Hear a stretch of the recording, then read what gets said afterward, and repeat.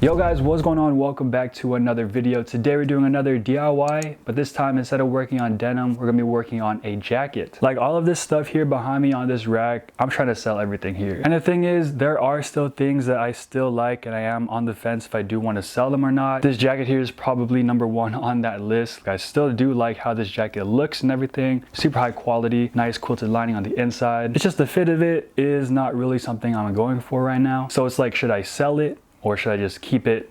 Maybe the style will come back. I don't know. But instead, we're going to upcycle this jacket because the torso part is really long. It's like a parka, like that length. The jacket goes down past the sleeve, so yeah, it's pretty long and it's just really baggy, really wide. So it fulfills that oversized fit, which is the main reason why I got this jacket. The only issue with this jacket is just the length of it. Now, because that's the only issue, there's only one way to solve it, and that's to just chop it up. So today in this video, we're gonna crop this jacket. Honestly, it's probably gonna be super simple and quick, but hopefully I chop it right and to the right length, because I like this jacket, you know? So this jacket was thrifted and I thought it was really dope until it didn't fit my style anymore. I was going for that baggy top and skinny bottom style back then, but you know how it is, fast fashion problems. First off, I marked two cuts. The top cut was where I wanted the seam to go and the bottom line was where I wanted the new jacket length to be at. I used a Sharpie because I was gonna cut it anyway, but honestly, I would not recommend using a Sharpie in any DIY. I buttoned the jacket together to make it as symmetrical as possible for when I start the cutting process. Afterwards, I straightened and smoothed out the wrinkles and creases. To help keep it together, I pinned the front of the back of the jacket to further secure it, and then with a yardstick, I guesstimated a straight line using the lines marked as guidelines and traced a line across the entire jacket. Now I thought because of the material, white chalk pencil can't be used, but apparently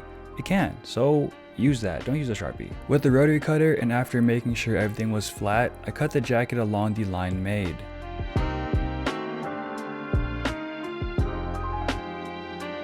Going into specifics, the distance from the seam to the new bottom is 2 inches, but in order to make a seam, I extended it to 3 inches to allow 1 inch to be used as a seam fold, thus exposing the last 2 inches. Now we're going to reuse the original bottom hem of the jacket, so I marked 3 inches from there. After a couple of lines, I traced a line across the jacket and cut it out.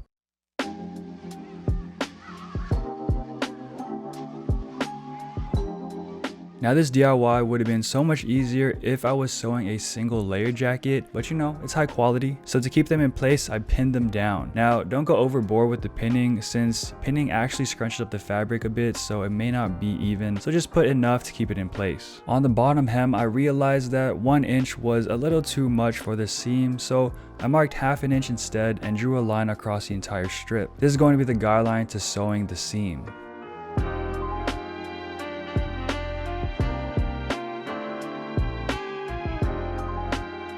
Now with a sewing machine, I sewed it down along the ½ inch line made and secured and finished it with a zigzag stitch on the inner side of the inner seam.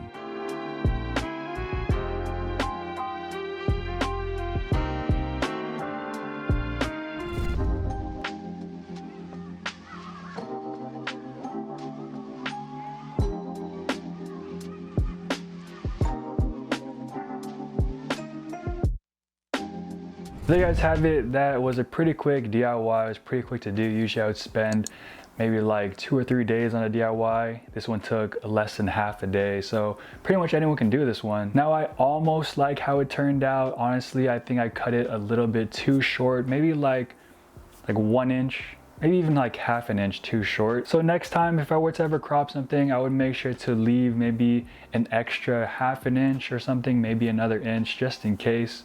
Probably like ½ an inch, I think that'd be good. Because there's times where the jacket rises above my waistline and I didn't really want to go for that.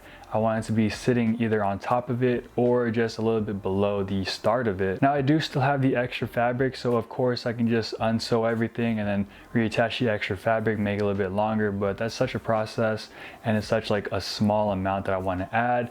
I'm probably just gonna leave the jacket how it is right now. But anyways, that's gonna wrap it up for this video. If you guys liked how the jacket turned out or found it informative in any way, shape, or form this DIY, make sure to drop a like, hit that sub button too, I'd really appreciate it. We are super close to 1,000. We got there a lot faster, or we're getting there a lot faster than I thought we would. There's a plane outside, hope you can't hear it.